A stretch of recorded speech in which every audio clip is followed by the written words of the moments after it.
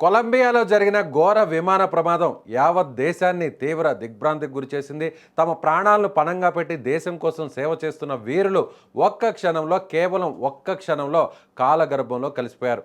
విమానం కుప్పకూలిన ఘటనలో దాదాపు 90 మంది సైనికులు మృతి చెందినట్లు తెలుస్తోంది.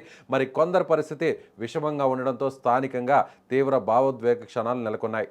స్థానిక కాలమానం ప్రకారం కొలంబియా పెరూ సరిహద్దుల్లోని ప్యూర్టో లెగిజామో విమానాశ్రయం ఒక చిన్న విమానాశ్రయం, కానీ సైనిక పరంగా చాలా కీలకమైనది.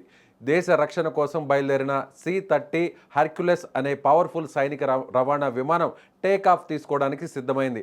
లోపల 110 మంది యువ సైనికులు తమ డ్యూటీల కోసం కుటుంబాలను వదిలి దేశానికి సేవ చేయడానికి ఉత్సాహంగా ఉన్నారు. కానీ విమానం రన్వే మీద నుండి పైకి లేచిన కొద్ది క్షణాల్లోనే ఊహించని సాంకేతిక లోపం విమానం నియంత్రణ కోల్పోయి ఒక్కసారిగా కుప్పకూలిపోయింది.